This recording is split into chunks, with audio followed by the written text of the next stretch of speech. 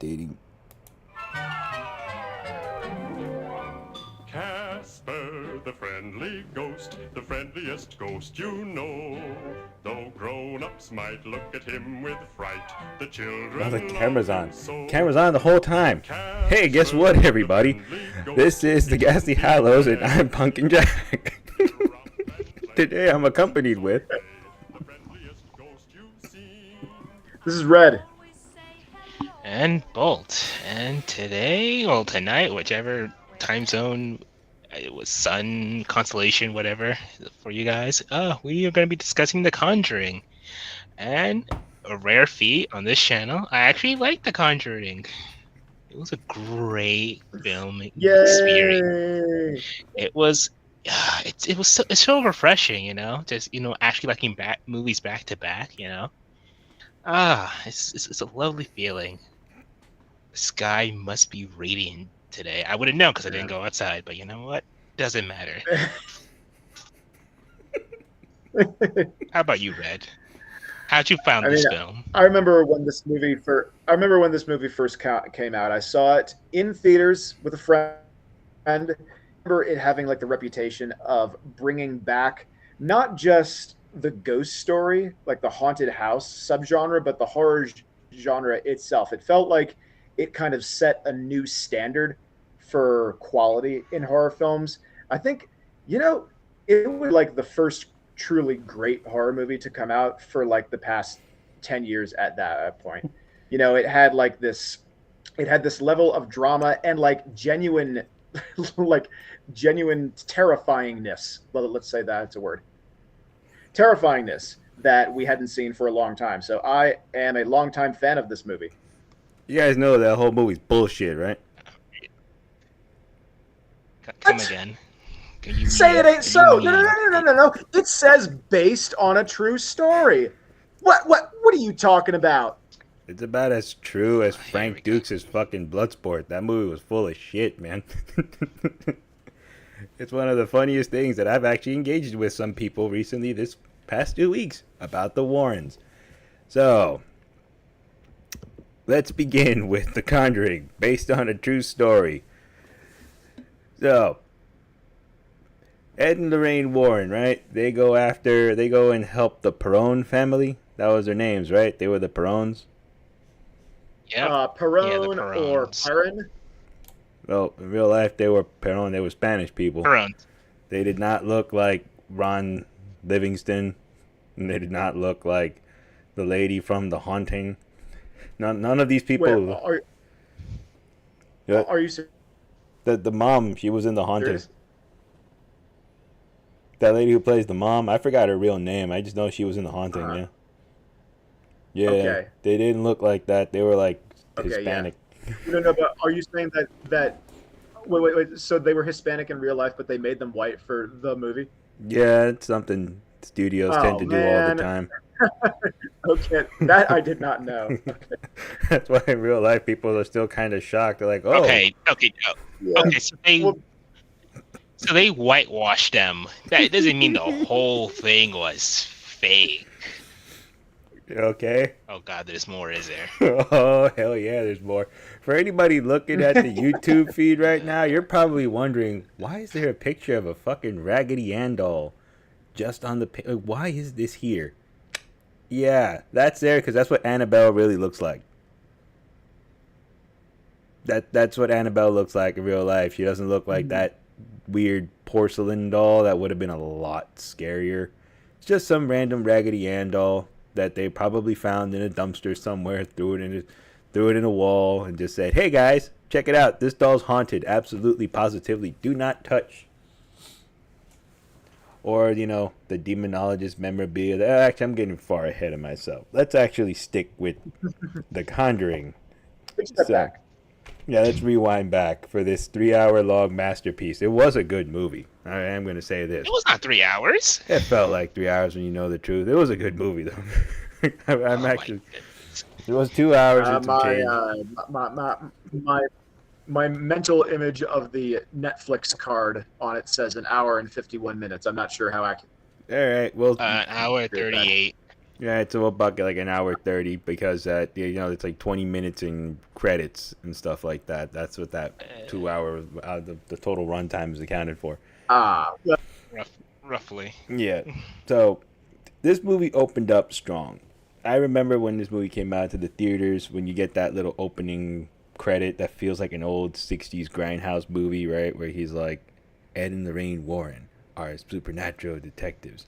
And Ed Warren is the only person outside of the church which is authorized to conduct exorcisms. So, and for my own turn at debunking, that seems to be false. That oh claim hell that he yeah, was that's the only false. person authorized, the only Oh my goodness. ordained person to be authorized to be recognized as a demonologist. There was an article on the Catholic Thing, which is like Catholic commentary website by Brad Miner, I think, who said, he basically said, I've looked high and low for evidence of that, and I can't find anything. So, First off, he never provided any evidence that he was allowed to be doing that shit in the first place. And so do we want to go in chronological order of this one and debunk the bullshit? Because in real life, it only lasted a day as far as the Warrens were concerned. The Warrens let's weren't do really like there. let's do like a All right, you know what? balanced Let's debunking do this. and Let's saying what we. To balance debunking Okay. and the review, right? Okay. Yes. Okay. Yes, we're all Let's do excited like to a just hurl crap balanced at them. debunking. morally gray. Are we on like a delay here? I think we're on a delay. We might be on a delay. Oh, my Yeah, well, that's all this is right. this is what happens when you start talking shit about Here we a demonic possession movie. Somebody just chimed in. It is Marley Gray chimed in. It is his true. It's based on a true story. The way Sunny D is based on orange juice. Yeah, pretty much. Although growing up, Sunny D was like orange drink. You got excited when you saw it because orange juice had that nasty ass stuff inside of it. But Unless you have a cut, Okay. that thing burned. Burned. Sunny D, inspired by orange juice. pretty much just like The Conjuring. So, all right, balanced review because we're just this is just too much crap. I think we're overstimulated here on this one. So, Well, so my suggestion was going to be that we kind of like oscillate between debunking the facts of the matter and just talking about the movie, like what we like, what we dislike, just whatever comes up. all right, cool. So let's start at the beginning where they show you the Annabelle doll, where some couple came by. They went to a bunch of like 3 kids' house and they took the doll home, right? Because they first tried to deal with it the good way, then they tried to deal with it a different way. Then the doll was moving and the doll was levitating as far as they were concerned.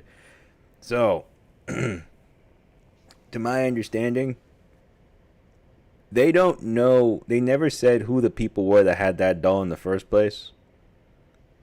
And like they just kind of turned up with it, and they say that they have the doll there hidden away, but there is no evidence that the doll was ever haunted.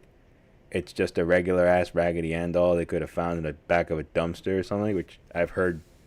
Pray tell that might have been what actually happened.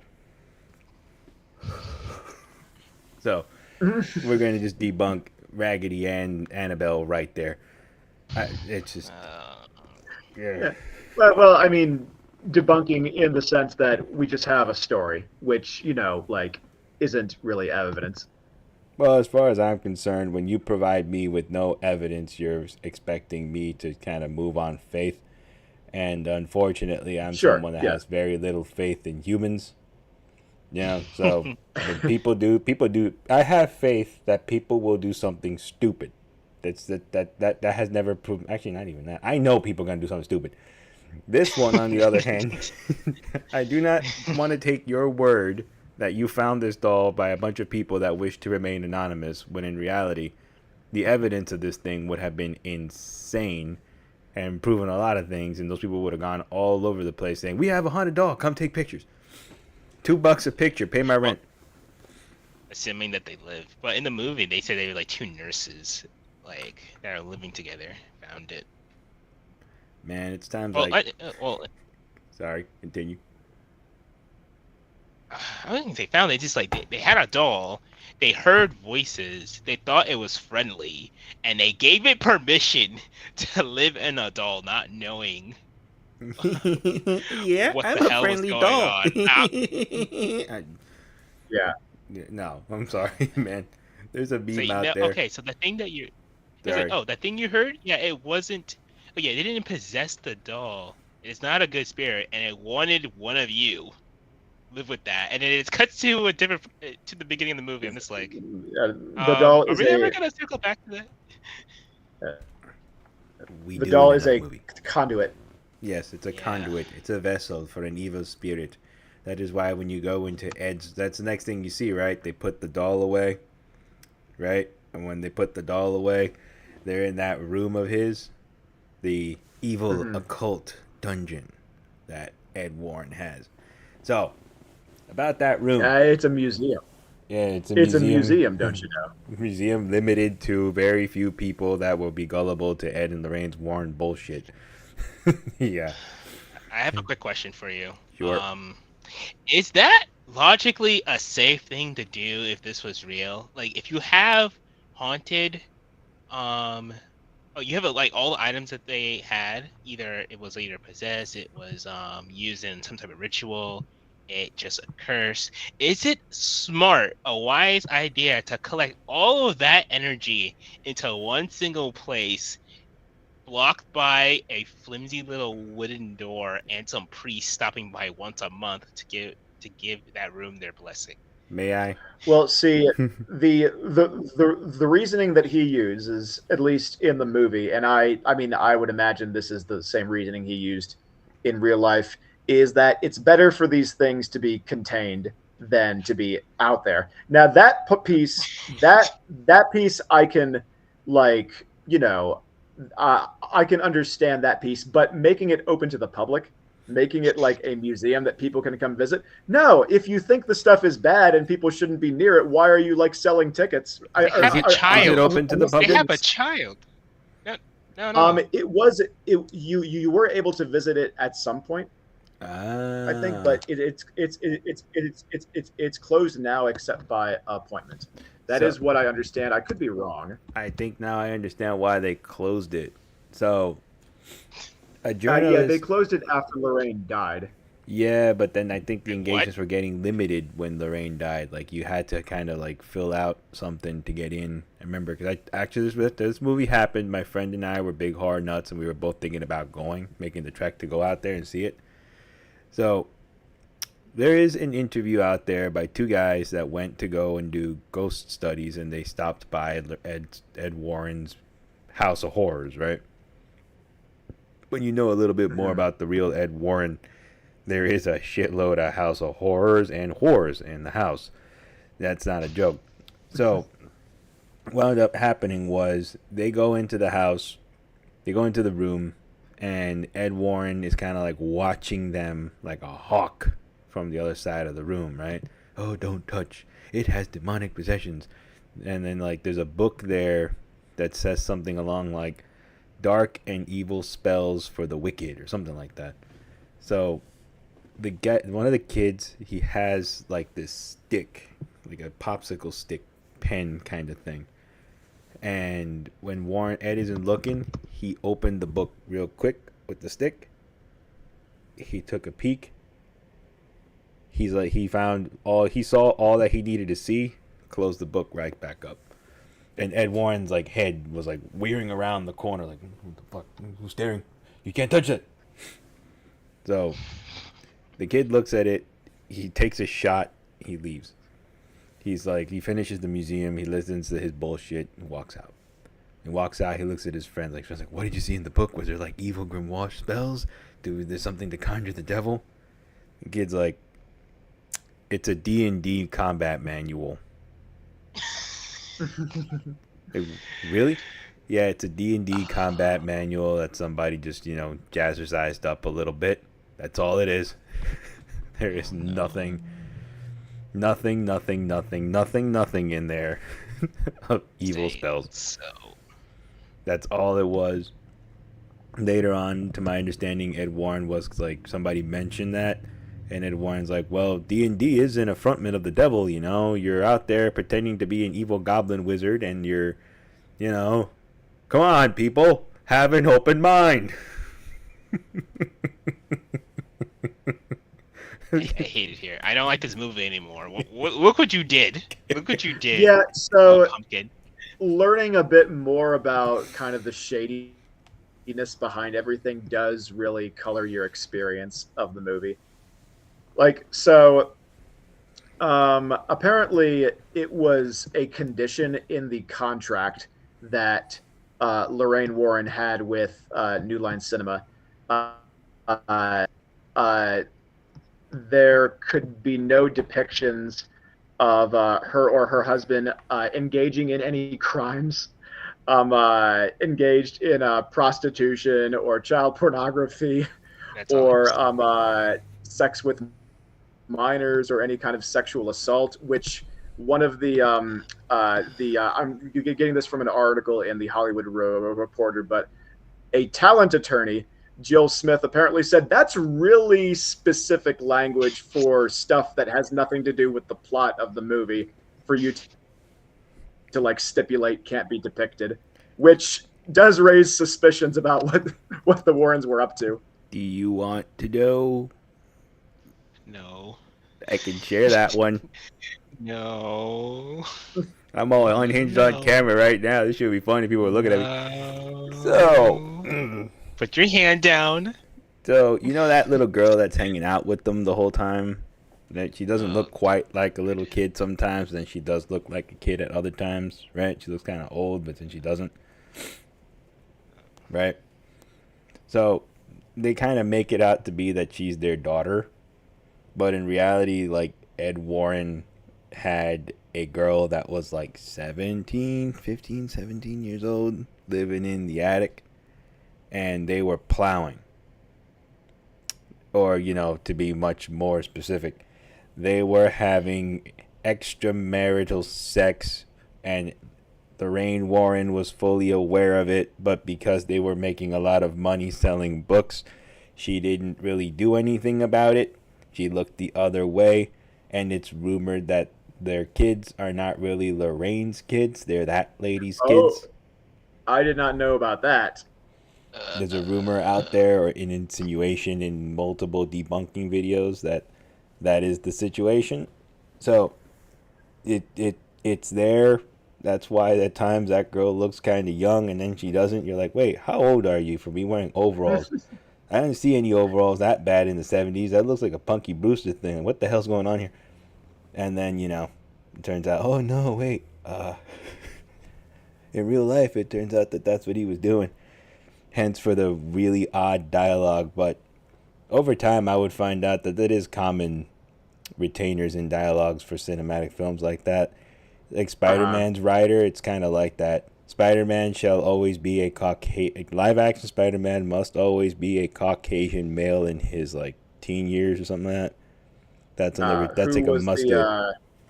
What about the Sony movies? Those are animated. Yeah. You get away with it.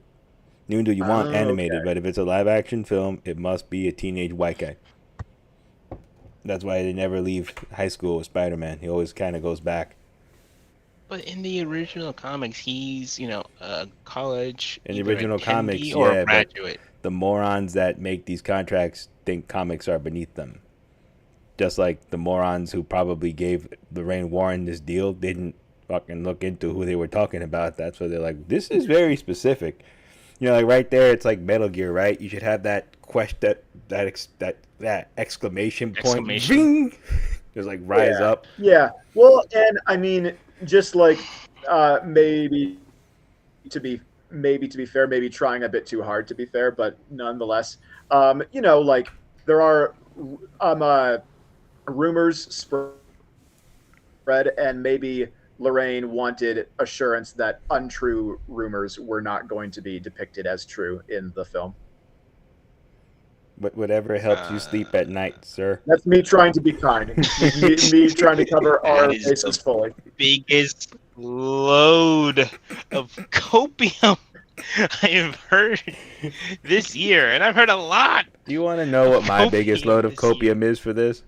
I just pretend that they're not the real Ed. Actually, no, that's not pretending, because Patrick Wilson and Vera Farmiga are not the real Ed and Lorraine Warren, obviously. But I just pretend that these films are not really about them. They're just kind of like when somebody watches a movie and then they make their own version of it and they jazzercise it a little bit.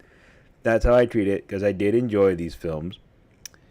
And then you go to the sequel where they're fighting with somebody who keeps calling them a hoax, and I'm like, oh, you did it. You brought me right back out. Mhm. Yeah. Welcome to But- my house. But we'll talk about the sequel another day. That's a very funny haunting in and of itself. Yeah.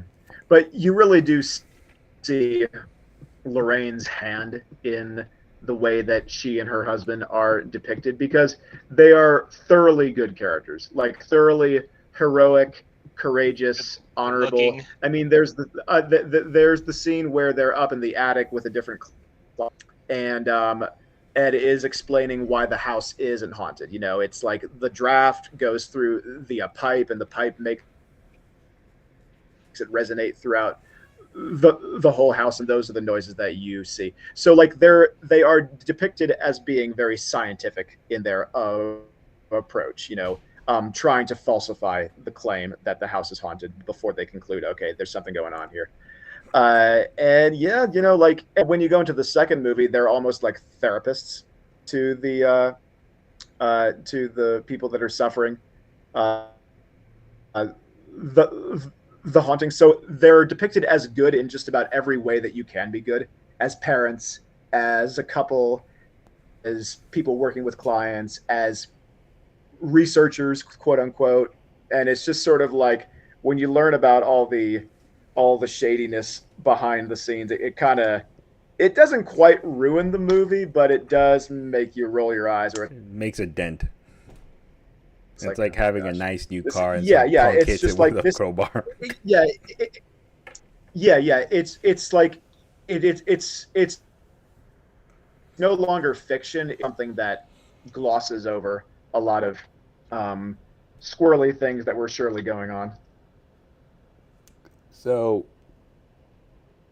let's get to this one. They find out about the haunting that is going on in Connecticut. No, wait, I mean Rhode Island. Where was this one? Because Rhode they've been Island, involved in a lot of cinematic haunting movies that they've just been Rhode written out of. Island. This one was Rhode Island. Quahog. They go to the Griffin's house, and when they get to the Griffin's house, the hell you doing Lucky here? It's there's next Ed and door. Lorraine. Hurts me so much. Hey Lois, I hear a ghost. The movie was a ah! There you get the Brian walks out. I think Holy you're looking crap. for next door. So you get to the Perron's house, and once you get to the Perron's house, then they're there for a couple of days, right? Trying to figure out the mystery as to what's going on with Bathsheba and the evil witch and all that stuff happening. Hold on a minute. Bathsheba.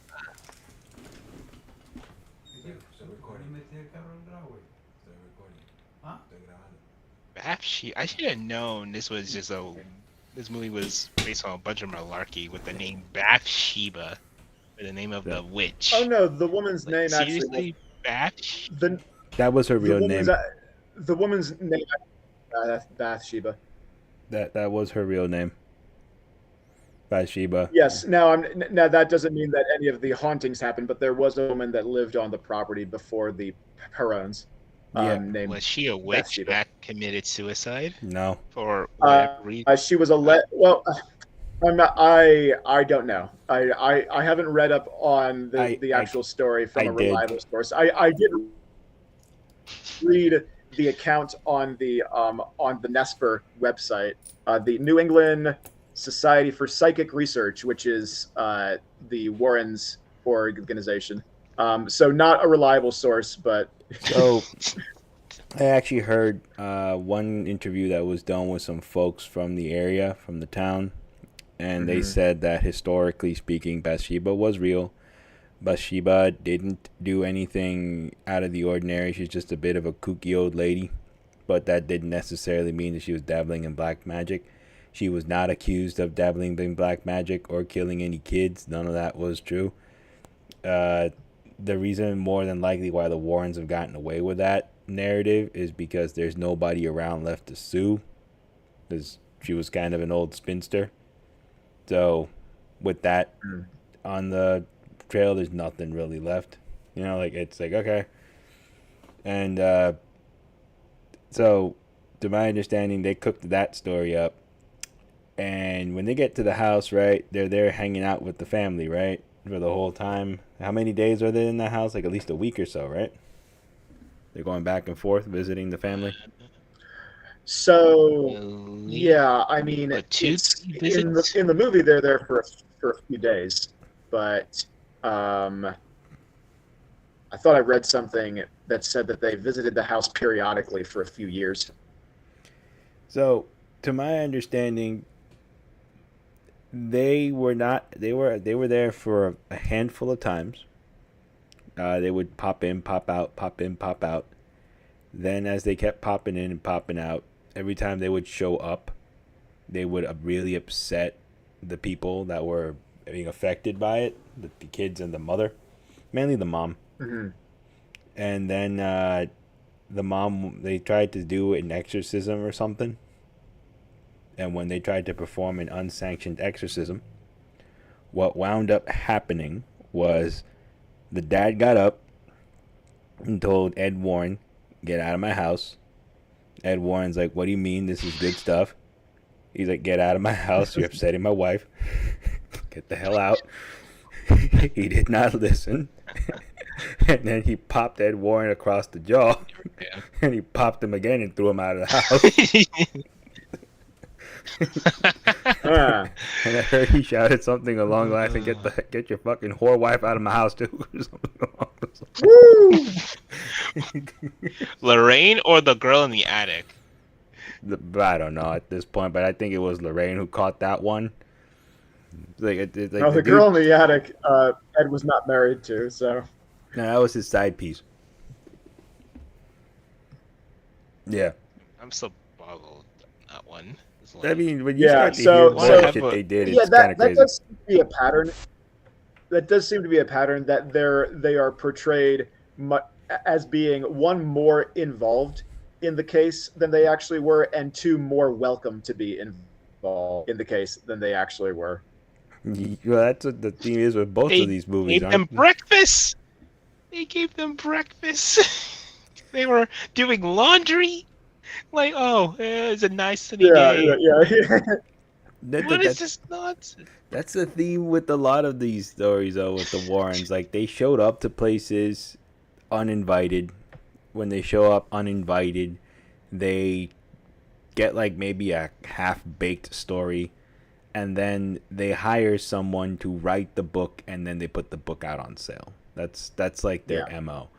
With this one in particular, the guy who wrote it, I think he put an alias on it or something. But he wrote it. He asked them, like, all right, do you guys have logs? Can I call the family? Can I, do anything? Get an account of this? Ed just said, you got what we told you, and now just write it to be really scary. Okay, let me take my name off of this. Smitty Jurgensen, the guy who writes this story, and I will just wash my hands of this travesty before I get in any trouble. Yeah, so Ray Garton, the author that they actually hired, and they completed the book together on the book that I think it's called In a Dark Place. It's the one that A Haunting in Connecticut is based on. But he said that he was looking into the stories from the people that were experiencing the alleged haunting, and the stories didn't match up. Like, they just weren't straight with each other. And so he goes to Ed Warren and says, so I really can't put together a coherent story here. And Ed says, just use what you have and then fill in the gaps, like just make something up and make it to you, right? That's allegedly what happened. That's what Ray Garten claims. But yeah, it was about entertainment value, accuracy, be darned, so to speak. Sorry, I think I'm making fun of this, but like it's just insane how grifting is still such a big issue. It never has not been an issue, grifting. And this is a prime example of like when grifting goes too far. Because the dude in this family, he's still alive. Ron Livingston's character, and he came out and he was like, "Yeah, I hit him, and I told him to get the fuck out. I told him and his wife to get the hell out of my house. They're upsetting my wife, and I'm not happy with what they did. It's all bullshit." My wife had a lot of problems. Yeah. As I was doing research, I noticed like common patterns with other grifters. I'm like, oh man, it doesn't matter if it's like paranormal stuff or like some sort of ideological thing. It's like, yeah, it's a lot of the same, a lot of the same techniques, a lot of the same logical or illogical tricks. Yep. I'm just sitting there. I'm like, yeah, it doesn't stop. It never goes away. It just keeps on coming with the Warrens. And it's funnier the more you get into it, because Conjuring aside, right? Like I think in this one we hit the notes with the Conjuring. Bathsheba was a real person, but she wasn't a child murdering witch. The Perones told them to get the hell out of the house. So at this point, it's okay ethically to like the rest of the Conjuring movie because it's 98% fiction at this point, right? Like only 2% of it that's real is that the Warrens were there, the house existed, and that was about it. From there, they didn't do laundry for the family. Not even 2%. That feels like a good 0.5%. It's like, okay, there are people called Warrens, they were real. There are people called Perones, they were real. There was a house in Rhode Island, it existed. And yes. Okay, so I'm gonna just go on a limb and just list off a bunch of stuff that was probably exaggerated for the movie. Ergo, okay. The Warrens were not professors traveling around, going to colleges, holding classes and seminars on ghosts and or demon hunting. They were not. They you know how they started making their money? Ed Warren used to go sit out in front of people's houses and then paint the houses and then walk up to them. Make a painting of the house and then knock on the door and try and sell it to them. Wasn't that his way of like trying to get into the house so they could investigate it? That's what he started doing after he saw that there was money in that. Yeah. Well, I mean, wasn't there didn't they not charge people for investigations, but they made all their money on like talk show appearances and book deals and that kind of thing? Hardcore grift. They would do. Yeah. Sensationalize the story. I mean, like, yeah. It's the sort of thing that you could it would be hard to imagine anyone making money off of just being a paranormal investigator. Like you charge a fee, you have a truck, you have a hotline, like an exterminator. I mean, look how it worked in Ghostbusters. They never made any money. You mean like Taps? Taps? So, shit. I don't know if I want to pick a fight with Taps. They're still on Sci-Fi. Let me not pick a fight with Taps. Let me not. So you mentioned them, so you might as well go for it. God damn it. No. Actually, no. Taps is cool. Another day. Taps is cool. There's another one. Not Taps. I was about to sling mud at them by accident because there was a show that ran across competitively against Taps. Ghost Hunters was on Sci-Fi, and it was those two guys that were plumbers, right? This was like in the mid 2000s. They had a show. My cousin was a big fan of them. Taps. That was what they would call their group. because they would run that investigation, right, where they would set up like little microphones and tap the rooms to hear if they would pick up any audio or anything, right? Heat sensory, anything like that. Then on the Travel Channel or some of these channels, there was a rival group. I think it was called Ghost Adventures. And then I Yes. watched one episode of Ghost Adventures, and I'm like, you are full of shit. I know you are full of shit, because every single room they would go into was like, we're getting activity here, we're getting activity here. Whereas you go to Taps and they're like, yeah, like I saw the one episode where like, we keep hearing a bump in the sound and we're afraid it might be haunted. And then like he legitimately sets up the cameras and the things like, okay, this is a sad episode, we got nothing. And he walks up like, this is what can cause people to think a house is haunted. He leaves the window open, puts a fan in, puts the fan on, and closes the door. And he leaves the camera on, and he's like, the air is moving the floorboard, thus making that creaking noise that makes people think, oh no, the house is haunted. Sometimes people get paranoid, and like he's like he had his buddy next door. He's like, stamp really hard in the room. Everybody be quiet for 5 seconds, and he like signaled. So the guy next door stamps really hard on the ground, and then you can kind of hear the echo because like sound bounces through the wall, and it sounds like it's in the same room, but it's not. It's just the way the sound travels. Can make you think people are murmuring in your room next door, and it sounds differently, right? It's like, this is physics, this is how it goes. So when they would come up with something that was inexplicable, you're like, all right, I tip my hat to you guys. When the other guys are seeing that these dudes are doing this, it's like, okay, but now, if we see that we really have ghosts, then people will tune in and watch us, because it worked for Ed and Lorraine Warren. If they say they found something, people believe it because they're stupid. Ladies and gentlemen, that's how the Amityville Horror happened. Well, so I would like to not push back, but just make the point that you don't need to really find anything to have a popular paranormal show.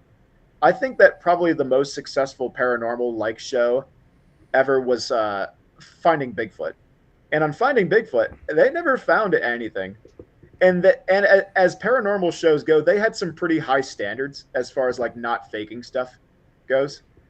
And that show was so like, they really never found much of anything. The show pretty much relied just on like the personalities of the hosts, kind of like the drama of the stories that witnesses would tell.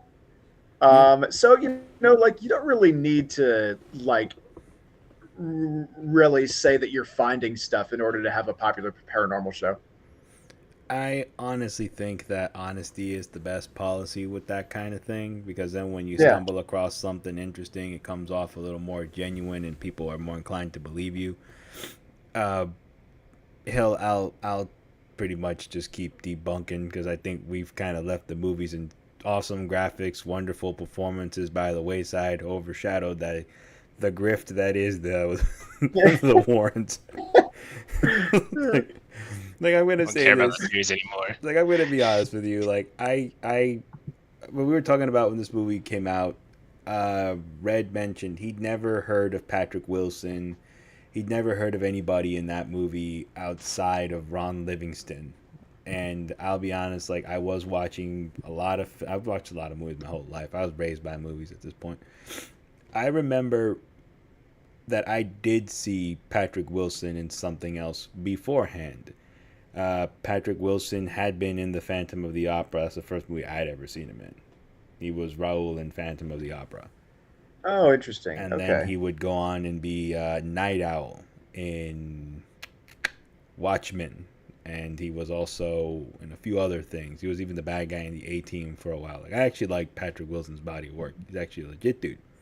He's a pseudo horror king right now, with thanks to James Wan. Then we go over to Vera Farmiga, who she's been in a couple of horror movies up to that point. She was in or which is before The Conjuring, Which one? right? Orphan. Yes, she was the mom in Orphan, Yeah, and I yeah. know I had seen her somewhere else. And then most people, if you remember this film still, because most people like to say, "I remember that was a great movie for Boston." Uh, The Departed. She was Leonardo DiCaprio's therapist, and that's why he, got nominated again because he had to act real hard making out with something that was older than 25 years old for that film. So, he put in a lot of effort in that one, but she was in that one What? too. And show some respect. It's The Departed. You know what? It's not The Departed. That movie is not Martin Scorsese's only original fucking property. That movie is a remake of a Hong Kong cinema film called Infernal Affairs. And there are 5 more sequels to that in Hong Kong. So, when anybody comes up to you and goes, it's based on Whitey Bulger. And if it was based on fucking Whitey Bulger, they would have put Whitey Bulger in the movie and it wouldn't have been that weird vampire-esque thing that Johnny Depp put himself on in Black Mass almost 10 years ago now. It was a weird movie. But no, everybody loved Johnny Depp, but nobody saw Black Mass. Nobody saw any of those other movies. Everybody just remembers those crappy pirate movies he did. He only did one good one. The rest of them sucked. Anyways, back to our scheduled programming here. Well, if not, You said a mouthful. if nothing else, The Departed. The Departed is a good movie. I like it. Yeah. Anyway, go ahead. But no, and lastly, the other character that I remembered in this particular film was the wife, who I feel bad I can never remember that lady's name. She's that guy. Like, you see her face and you know it's her. But I remember her from The Haunting, 1999, 2001-ish, 2000-ish. Mm-hmm. She was in that one. With The Liam woman Neeson. that played Lorraine. Not Lorraine. Lorraine was Vera Farmiga, the other wife lady, the Perron mother. Oh, Caroline. Lily Taylor. Lily Taylor. She was in The Haunting, and I'd seen her in other films before as like a mom. She's always a mom. She has that motherly look to her. Lily Taylor. Do I know that name from somewhere else? I love Maybe. typecasting. Maybe. Like, No. she's been around in a lot of stuff, but The Conjuring was like, this one was one of those other things X-Files. people remember her. Yeah, she's been in a lot of stuff. Like, she's always been around. Oh, she was in the X-Files? Yeah. Or she was in an episode, I guess? Yeah. Yeah. She was in an I mean, episode. who of wasn't? Yeah, and Actually, that is a very good question. Who wasn't in the X-Files? Because Yeah, I wasn't I in have fun. X-Files. Sometimes I have fun network TV because you come across people that would become very famous later in bit parts. Yep. Like there's an episode of the X-Files that has Giovanni Ribisi and Jack Black in Yep. it, in just like these small one episode roles. There's also an episode of the X-Files where the birth of Breaking Bad took place. There's the Bryan Right. Oh Cranston, yes, yeah. The one where the car that won't stop, right? Yep. Bryan Cranston plays a neo-Nazi. Yeah, yeah, But no, like, that's what yeah. I mean, though. Because Vince Gilligan was a writer on the X-Files. Yeah. Yep. But back to The Conjuring, though. Like, these people put on a great performance. I did enjoy. Also, I have to give a bit of credit to. Their cinematic universe is also very extensive, isn't it? The Conjuring verse. yeah. Conjuring verse is it's actually getting to a point where it's almost potentially going to rival the MCU if they keep it up, because they've been at it a little just as long, or a little bit, right? Like, they only started a little afterwards. But Annabelle has like 3 movies. The Nun has 2 movies. The Warrens have like There's 3, right? 3 or 4. there's because La Lawrence Owen- Llorona. And then there's La Llorona. That's right. Mhm. wait, Euron doesn't It's a- look like It's a Conjuring. related. It's Conjuring verse. Hold It's a on. Conjuring movie. I think there's like one reference to that character in another Conjuring movie, and then they spun it off. Yeah. It doesn't come up on the list, oddly enough, because the only thing that comes up in the Conjuring universe list, you just have The Conjuring 1 and 2. The third one labeled The Devil Made Me Do It. So the Annabelle. Here's the thing with The Create Devil the Made Me Do It, but I'm gonna get to The Devil Made Me Do It. I just want to touch a little bit on the Amityville one because I have to wax poetic about The Conjuring. It was a good film. I hate the fact that it comes from such a shady place, but in reality, they did create a very interesting film trilogy with it. I would be lying if I said I didn't enjoy those films. Unfortunately, they come from a very bad place, but most based on true stories come from bad places like the Texas Chainsaw Massacre and all these other ones. Silence of the Lambs, and there's one more, but I can't remember. Oh, Psycho. They all come from the same guy. But yeah. Ed Gein. Yep, Ed Gein. So, there's always, when it comes to horror with reality, there's always going to be a very muddy, blurry line, but with real horrific undertones with it. But when it comes to the Warrens, they have an extensive catalog of films that we grew up watching that they're kind of at the forefront for.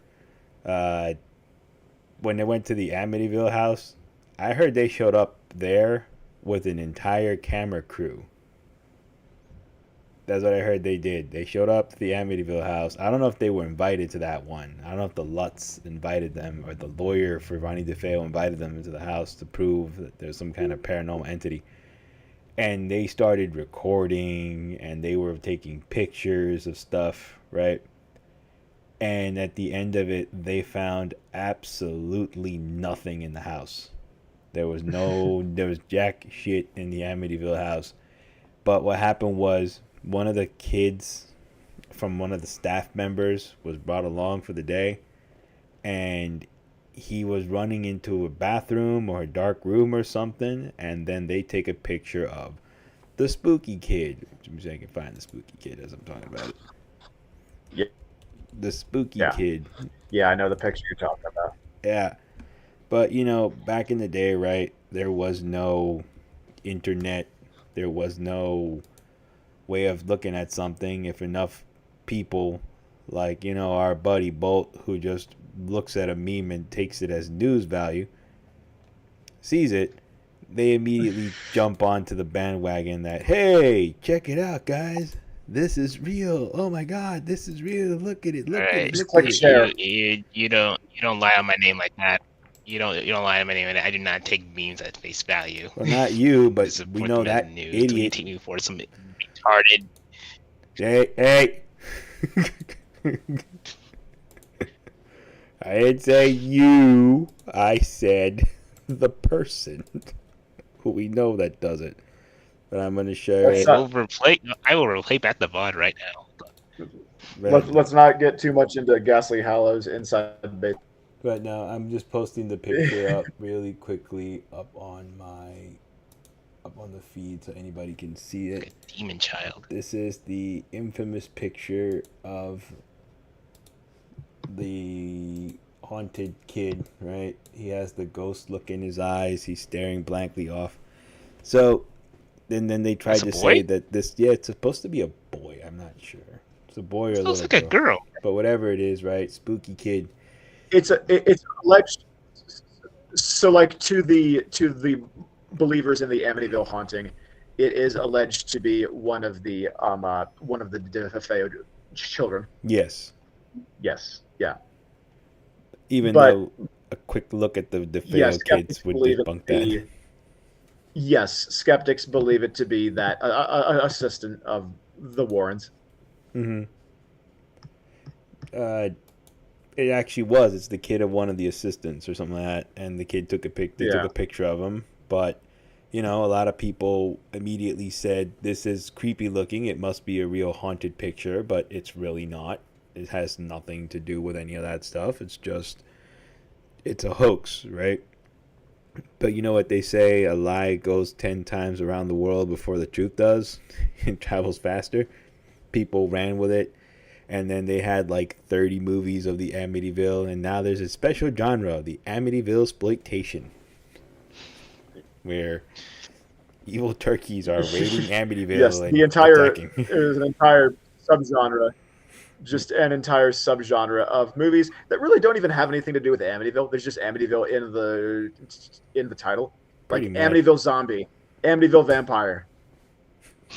Amityville murderous turkeys. There you, I think I did see that out there one time. you know, a lot has happened in that town. It has. We should open an Airbnb in that town. Not a bad Are idea. you mad? Yes, I am mad. I'm That always That sounds angry. expensive. It sounds so expensive. It's an investment, Bolt. Besides, you get a nice window office overlooking the beautiful lake. Brett gets a really nice lake to swim around in, and I What? can harvest the dirt from all the dead bodies that are buried in the basement out back. So the contrary to the depiction in the Amityville Horror remake, the house is not on a lake; it's on a canal. There's a body of water for you to swim around in. All right. I There's do a. not I don't need. want to swim around I don't want to swim around in the canal. I do not Adjacent need to the the Sounds like a sarcasm. bad idea. I do not need the sarcasm. You just need to go into the boathouse, grow a beard as you are doing already, and scare people with an axe. That's all you need to Yeah, way ahead of you. do. Because All right. Is that a good idea when people have the ability to get guns and weapons and they can hit them back? not in New York, no. You can't have concealed carry in New York like that. So, as we move forward with this one, with the Warrens, I've been just taking shot after shot already. It's the story of dude. Ghost Adventures Well, is really just so- a story of a dude cursing into the void where the demons he confronts were his inner demons all along. Yeah, that's about right. Whoa. Yeah, that's about right. And Whoa. then she wrote back. I Yeah. mean, to be fair, all kids look demonic in photos, especially grainy black and white ones. Yes, So- yes, they do. So I actually worked. So I actually worked at a place that was featured on Ghost Adventures. Which I one? think it was Ghost Adventures. Bannock State Park. Wait, was it So two bald Bannock fat guys State or Park two is young fit in- guys? Sorry. I don't really remember. Damn, because that makes. A I wasn't difference. there when they were shooting it. I've watched the episode, but I don't really remember the guys. I just remembered that the park ranger that I worked with was on there. He was interviewed. He didn't believe in any of that stuff. He never saw anything. But anyway, so Bannock State Park in Beaverhead County, Montana. It was an old mining town, and there were some kids that drowned. There was one girl that drowned in the creek that had gold in it. That's why the town was set up. There was a children's infirmary. There was a big hotel where you could supposedly see the little girl that drowned. And I guess that's what the Ghost Adventure guys were looking for. But yeah. So, but I had to. I was on the evening duty where I had to. Ghost Where I had to Adventures, close yeah. all of the. Yeah, where I had to close all of the old buildings, so I had to go into into the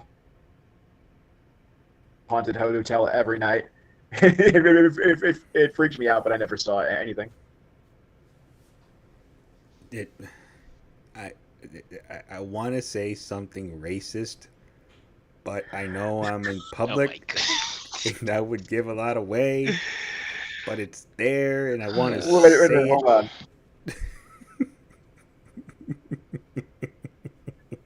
So I think you're. When someone leads with, I want You're- something racist. You can't say I want to say something racist. That's almost worse than saying something racist. Fine, because then. at You least did if you that say because you're racist, white. You're a white I didn't fish. mean to say that. But you're explicitly saying I want to say something racist. That is worse than saying.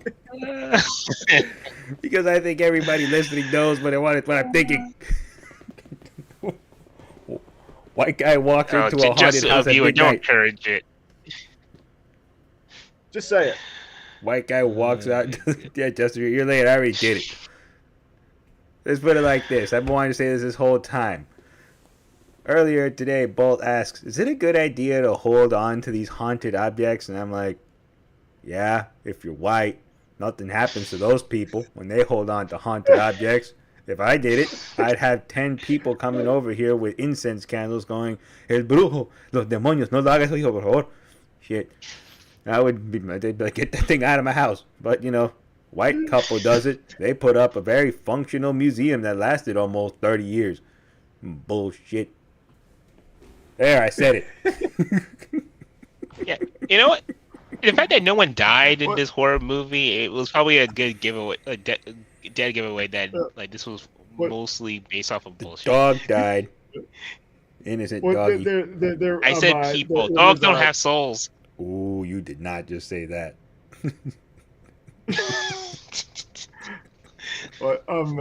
I remember hearing a bit from this black comedian who why are there no haunted house movies about black people? Because black people would leave the house. Pretty much.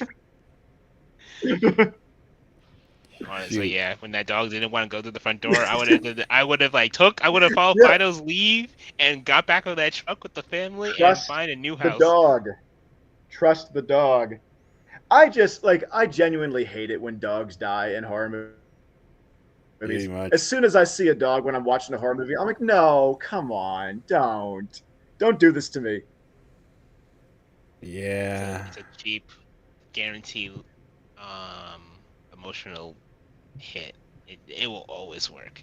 People don't complain as much when cats die because they have 8 more lives. But when a dog dies, everyone hoops and hollers and Well, I complain when a cat dies. Sometimes cats are smart, like the one in Alien. Sometimes. Yeah. That cat was a murderer. Hey, that cat knew how to take care of himself. Yeah, and by killing someone else. But moving. Paul about to start his own John Wick university.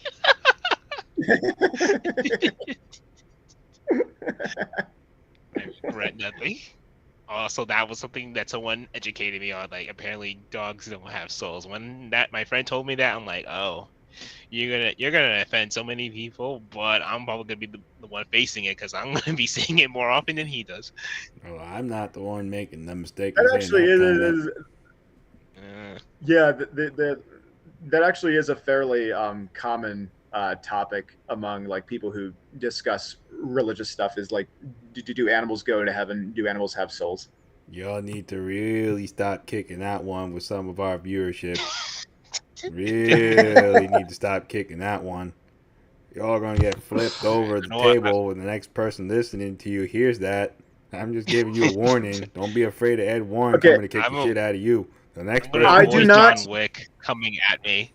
There is a John Wick listening. I do not wish to open a can of worms, all of whom I am sure are imbued with souls, worm souls. Dang it, I was gonna make a joke there, but fine. Rap. You too.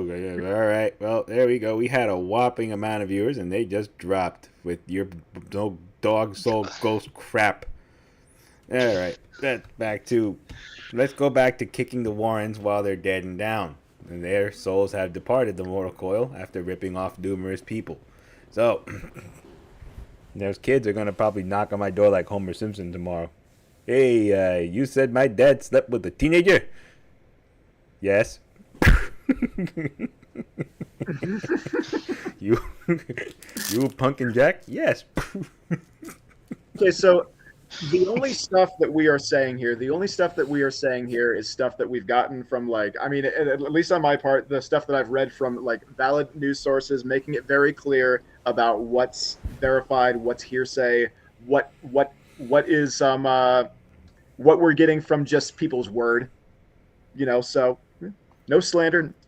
No slander. We are reporting on things that are reported, which is, I hope y'all are reading the chat. You were warned. See? So, anyways, the way it goes down is these people show up at the Amityville house, they record, they get nothing. So they go, well, our first grift worked, let's do this again. And then they hire another horror writer to write the book. Everyone's giving him different accounts. And then we get the movie with Josh Brolin after this book sold well, where he never takes off that gray sweater. I don't know if you recognize that. If you ever go watch the original Amityville Horror 1978, whenever that came out, he never takes off that gray sweater. He has it on the entire time. And it just bothers me to this day that's why I can't watch that movie, because I can just imagine the grossness of that gray sweater he's wearing the whole time. But anyways, it's just one of those things, right? Like, these people grifted like crazy, and I've been saying that this whole episode, but it's true. I can't believe that it got to the point that these guys have like a multi-million-dollar movie deal and they're still getting movies. Like, isn't there a fourth one planned? The fourth Conjuring film planned? Yeah, that plan. It's going to be the last one of the main series. Do they say what it's about? Series. Like which case they're discussing? No, I haven't really read about it. Here's like a general thing with me and horror. I like to know nothing before I see really any movie, but especially with horror movies, I like to know nothing about it. I just like to have heard that it's good. So I really haven't looked into it. So, I'm actually going to make one more statement, because I feel like the movies are really well made. But what I'm going to just make my statement is, like, when you see that something says, based on a true story, for your own sake, go check out what it's about.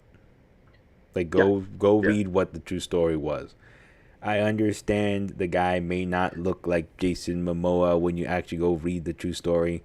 And the Iron Claw, the Von Erichs did not look like Zac Efron and those other two guys. Like, I get it, and it can be disheartening. However, it's best you actually put a real name to the face so that you don't blindly believe what has been made for Hollywood to be made exciting and entertaining. If you just watch these films and take them at face value as this is a complete work of fiction that's a fan fiction, then go for it. If you want a similar vibe but you don't want to give the Warrens any attention, then go watch the Insidious films. There are like up to 6 of those or something like that, and those are just as good. I actually enjoy those too. But don't believe people when they say it's true and then get confused. Like, at the end of the day, these guys made millions of dollars off of people just blindly believing them because they wrote it down. And they'll look at you and be like, but you see in their book it says, like, nah, dude, like, their book was proven bullshit. But it's cool. If it entertained you, cool. Yeah, there's no like regulation board that gives the based on a true story seal of approval. You can use that however you want.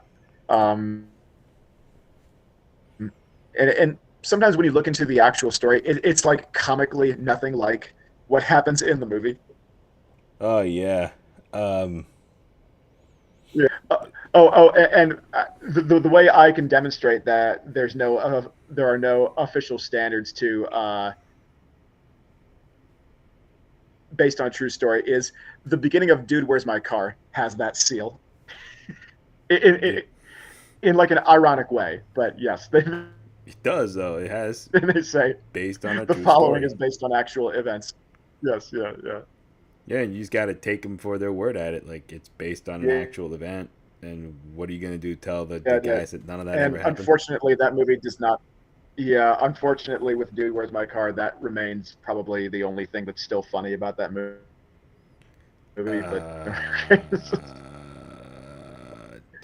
My Car?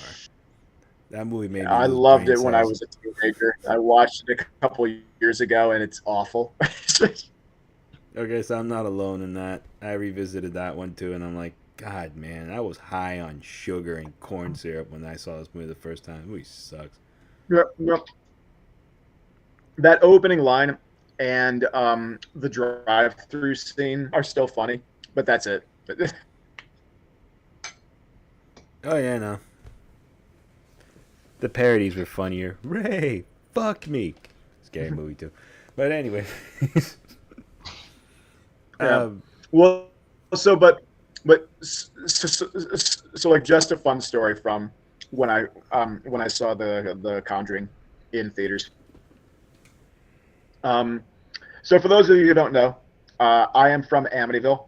That one, yes, the one with the house and the murders and the alleged hauntings and everything. that's why you're on this podcast, So sir. I saw.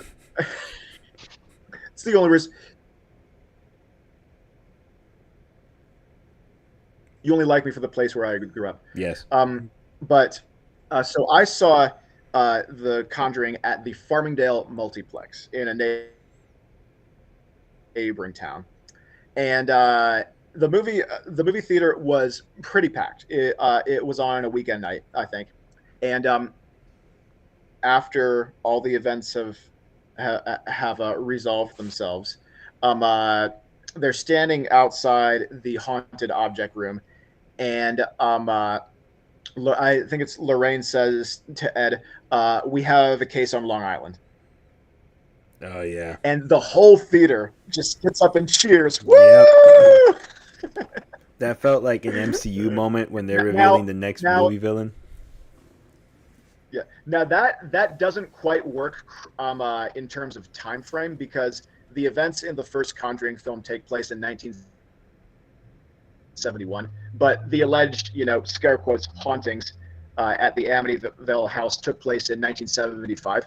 So, like the first movie takes place within about a week. It would not have been the time that the Amityville hauntings started at the end of these events. So, but creative liberties, they had to put that in there. So, like where I grew up, that was a very satisfying last line. No. I was sitting in the theater. A few of us were like, "Oh man, that's gonna be so cool!" And then like we found out some other guy had the rights, and James Wan couldn't do a formal Amityville horror movie to it, because it is, I think, at this point, the world's most famous haunting, the Amityville movies. Because there was like 5 or 7 terrible Amityville sequels to that first one. Well, the other piece of that, I think, is that the remake of the Amityville horror, I think that's 2005. Yep. This was 2013, so less than 10 years after an Amityville reboot had come out. So Yeah, and Deadpool Yeah. was in that Amityville horror movie. He killed the Michael Bay horror yes. film series. See, I He told you was. guys, he's a killer of franchises. He killed Michael Bay's horror run. Saw that? he's that's a shame. That was it. Like he does that. That's what that was. I remember like it was a very satisfying thing when the theater I was sitting to. Everyone was like, "Oh my god, it's gonna happen! Cool, cool, cool!" And then no, it's not happening. You're gonna get a 10-minute preview in the sequel of it, and then we're gonna go to England, where they were not asked to show up. They just showed up, and then they were promptly asked to leave. They were not on national television in the English case. But yes. So, closing thoughts, because we've kind of gone on our limit here now. Just kicking the Warrens while they're down. I'm going to steal a line from Krusty. You hear that, fellas? How's it going down there? As Is a it really podcast hot? rule, yeah. As a podcast rule, we only speak ill of the dead. Yes, we do. And as I said last Yes. week, it's really fun to go onto a dead person's Twitter and troll them. That's actually the best way. Go on a dead celebrity's Twitter and just troll them. It is funny to see the cultists just walk out and defend the dead person. Good times. They have nothing better to do. So, what are you guys' closing thoughts on the Warren Conjuring controversy?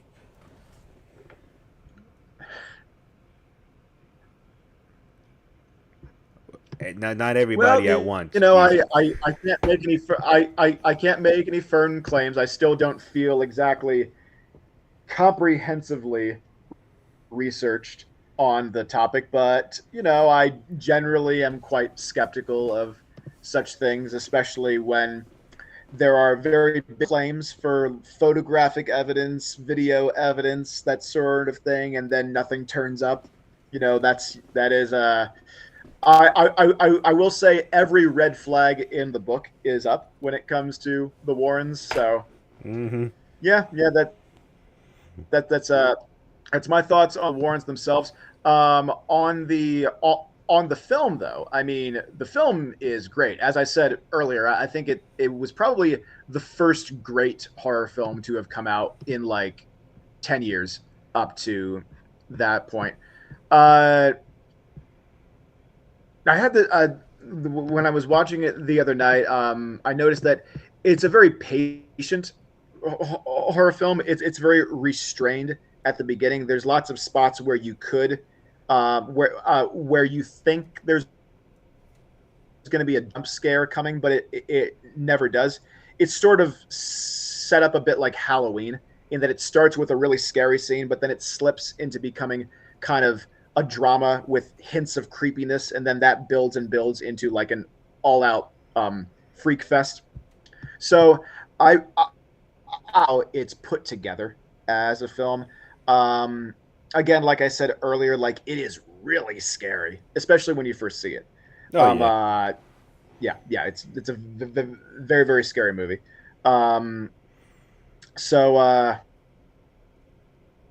yeah, complicated feelings about the intersection of like the reality and the Well, I go back to it, man. fictionalization, but you know, like just as a movie, if you do yourself a favor and never listen to this podcast that you're listening to right now, never find anything out about the actual Warrens or the actual case, and you will have uncomplicated admiration for this movie.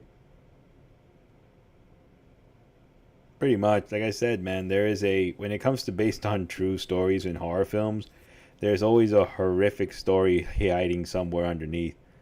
But not with Cocaine Bear. Just the viewer pretty much told us that Cocaine Bear has the stamp of based on a true story on it too. And okay, I did a video on that. The bear just found a stash of cocaine, ate it, What? got really high, and died of an overdose an hour or so later. Yeah. So like the very very basic premise of a bear finding cocaine Pretty that much. actually did happen. But So, yeah. Bolt, what are your statements on The Conjuring? It is. I would say it's a good classic example of the poster child for what a horror movie, for like the uneducated average Joe or viewer, is people's mind when they think of horror. Like, like you can try recommending them Halloween. You can try recommending them like Friday the 13th. But like if you want them to kind of like have like a base, like a generic definition of what a horror movie is, you could just show them this. It's like it's primarily in the realm of fiction. It scares you with elements that you're familiar with and or not familiar with, and you end up learning and becoming more intrigued by elements in the film. Like one thing that stood out to me is like the tools that they were using during like the haunting and the hunting of the paranormal activities. It reminded me of a game called Plasmophobia, where you are basically a group of four people trying to deduce the identity of the specter that's in a house or abandoned school or a prison, whatever have you. Why So that have we was a kind of not like a played that? fun thing. Because it's on PC, and that pretty much tells you all you need to know about why we don't play that. Well, sir, in our I'm talking to you off of a friends. Razer laptop that you gifted me off the alien ship that you stole it from. So, I believe that I can track this one down. And I'm down for a game onto that. I would say in its early iterations were better than what it is now. It's become mainstream, and You I would. fucking hipster robot. Okay, I'm speaking from the voice of a friend that loved this game and would get our time. group of friends to play it, and then after various updates, he just hated the game. Meanwhile, the game just feels just more high tech and Why still are scary as you all the hell. way that you are? Why must you be the way that you are? I so very other much thing. hate the things that you represent and behave in the way that you do. Every time I try to come up with something fun, you find a way to make it not that. Why must you tax be the reasons, way you yeah. are? It's for tax reasons.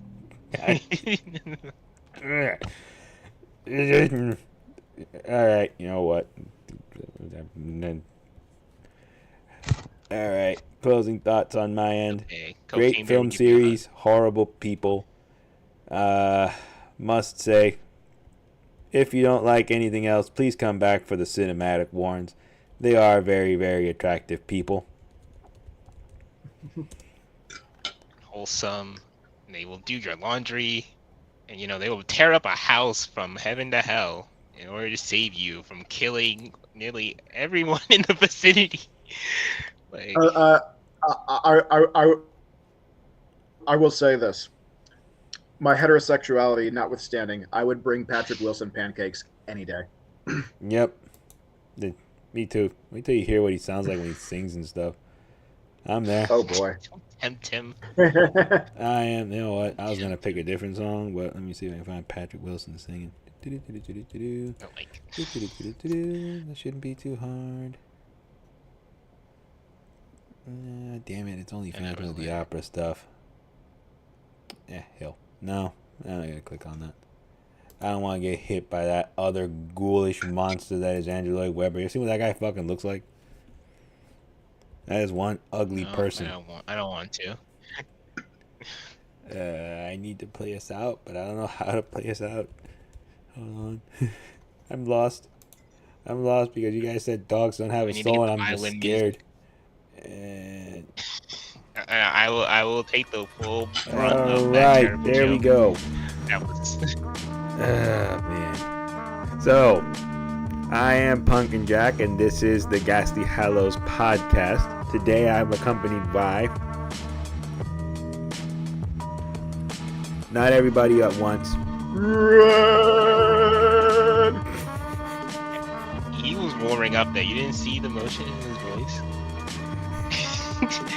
And the On the conjured subject of AI Apple. bolt. Couldn't help it. And who are you? You fucking malfunctioning I said robot. conjuring.